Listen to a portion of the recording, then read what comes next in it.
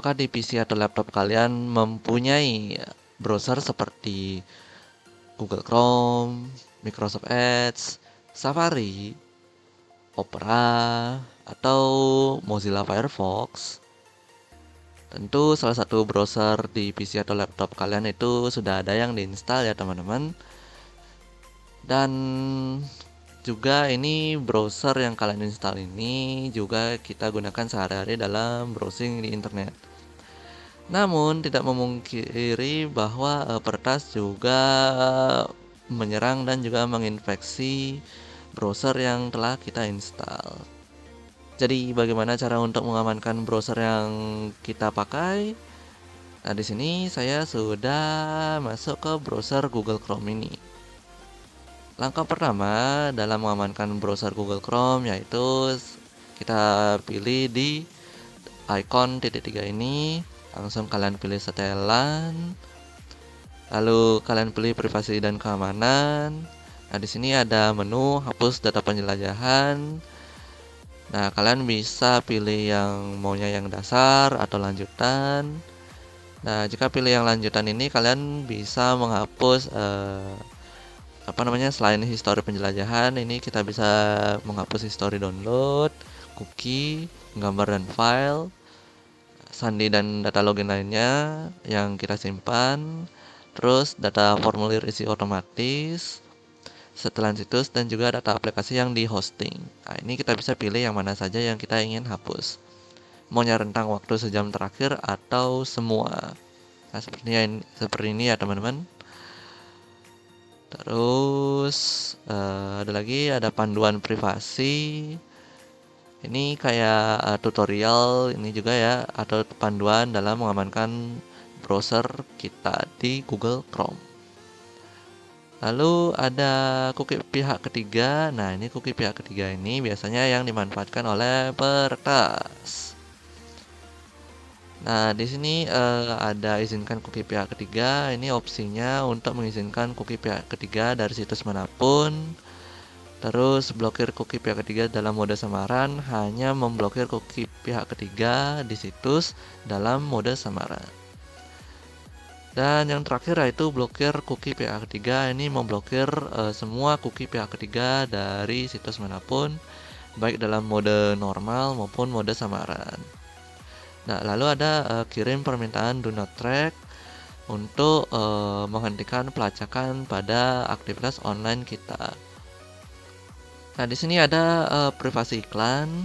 Ini ada 3 opsi privasi iklan. Ini ada topik iklan. Jika kalian tidak ingin menampilkan iklan, maka kalian bisa mematikan ini.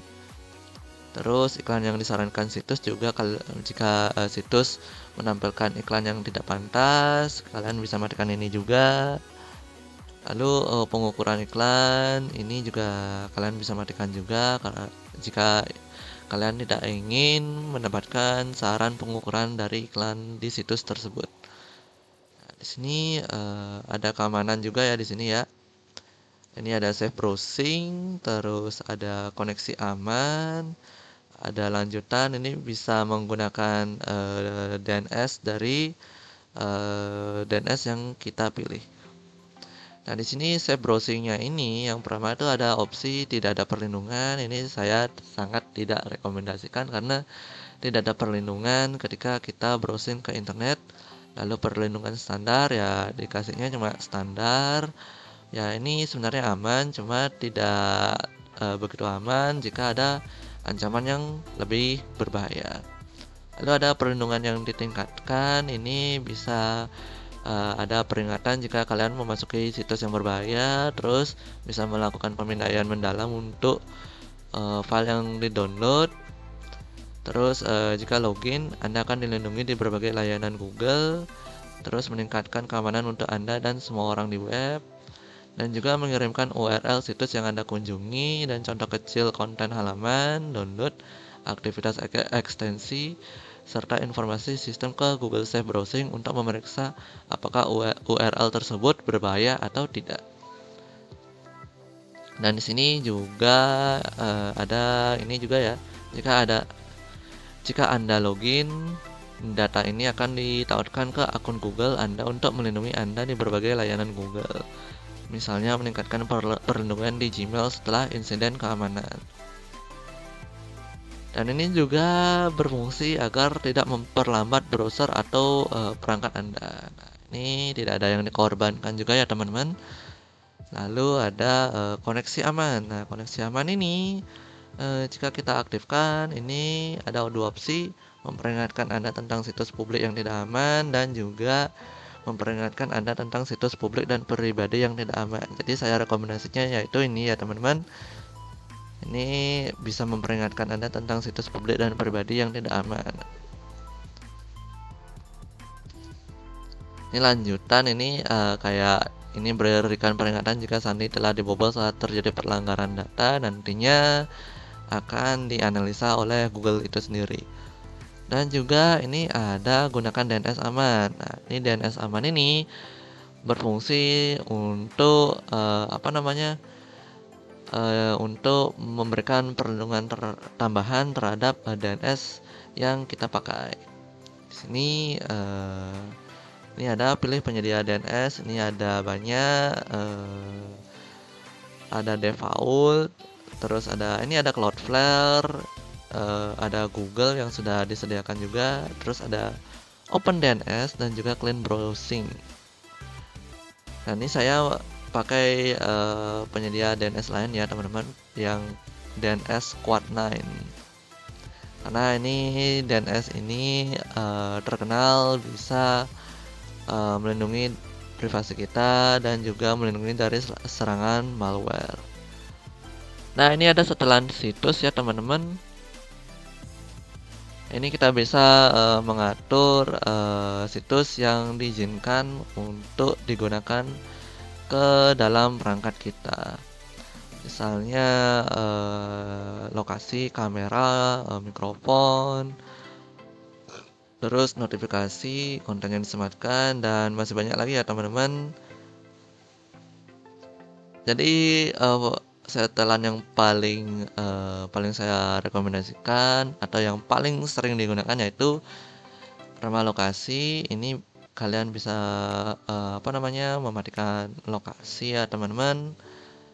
Terus kalian bisa mematikan kamera, mikrofon, terus membisukan notifikasi, mematikan sensor gerakan. Ini bisa juga tidak mengizinkan papan klip untuk membaca di situs Anda. Ini benar, ini kita bisa memblokir login pihak ketiga juga. Terus ada gini juga ya, verifikasi otomatis. Ini defaultnya harus aktif ini ya teman-teman. Terus ada lagi yang settingannya yang paling bermanfaat, yaitu ini dia teman-teman, penggunaan perangkat Anda. Ini jika ingin melindungi privasi perangkat Anda ketika online, kalian bisa memilih ini. Jangan izinkan situs mengetahui saat Anda aktif menggunakan perangkat. Oke, segitu aja untuk setelan keamanan dari Google Chrome.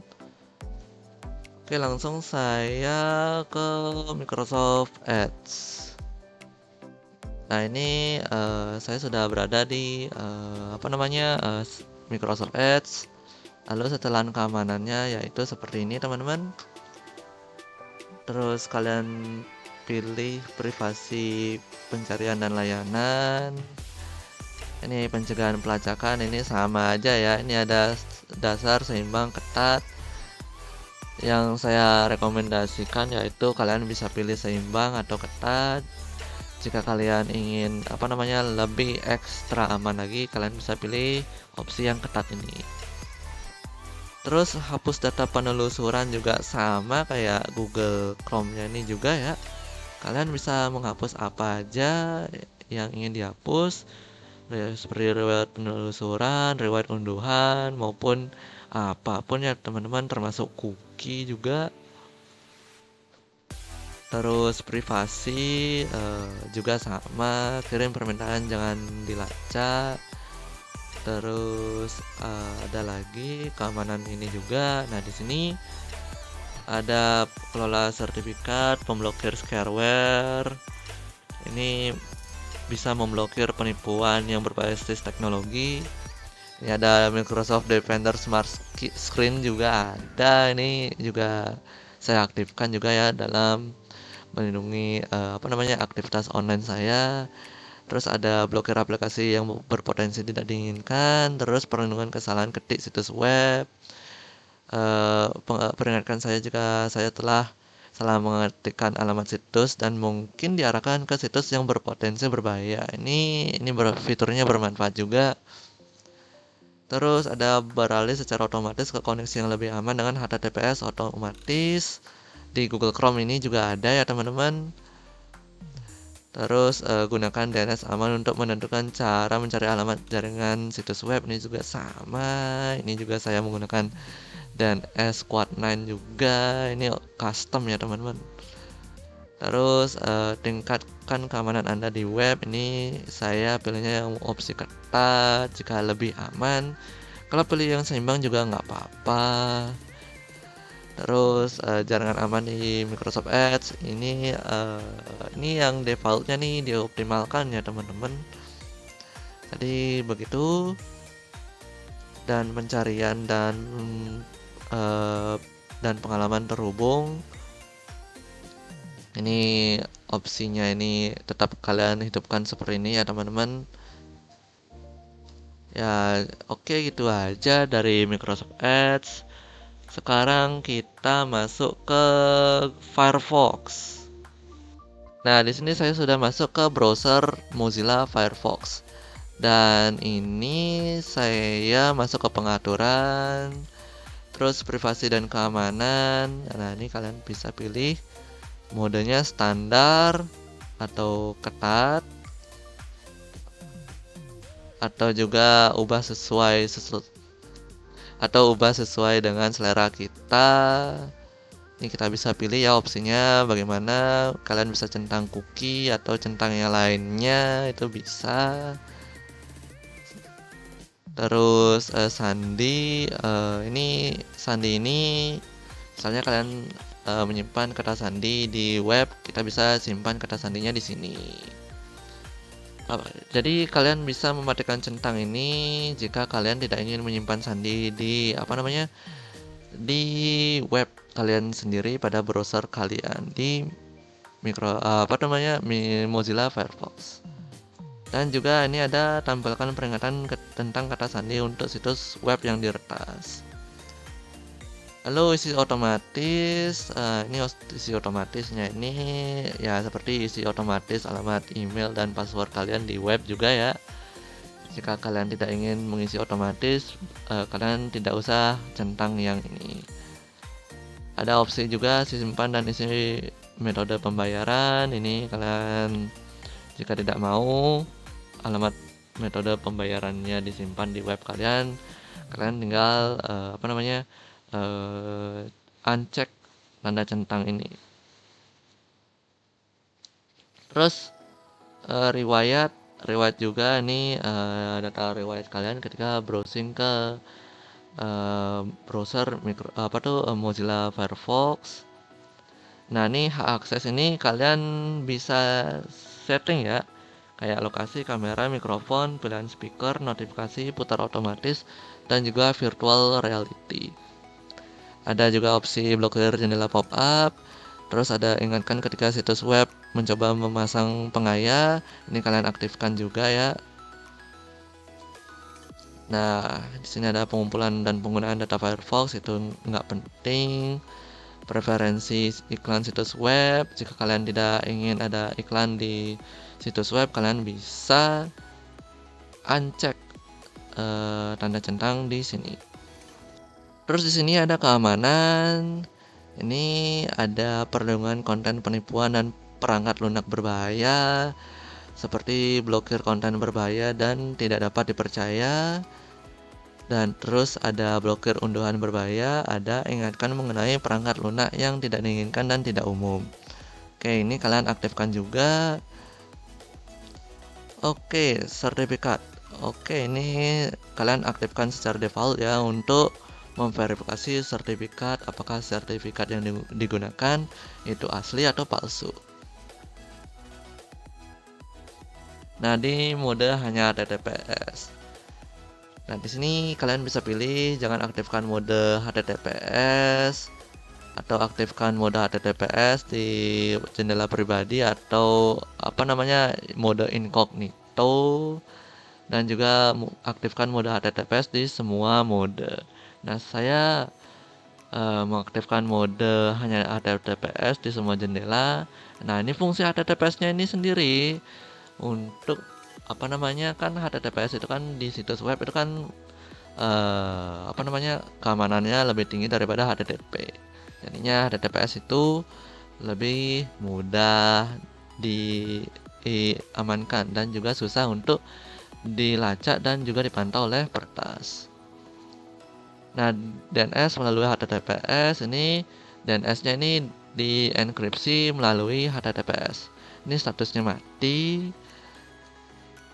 Nah, ini kalian bisa mengaktifkan DNS melalui HTTPS dengan menggunakan ini opsi ini ya.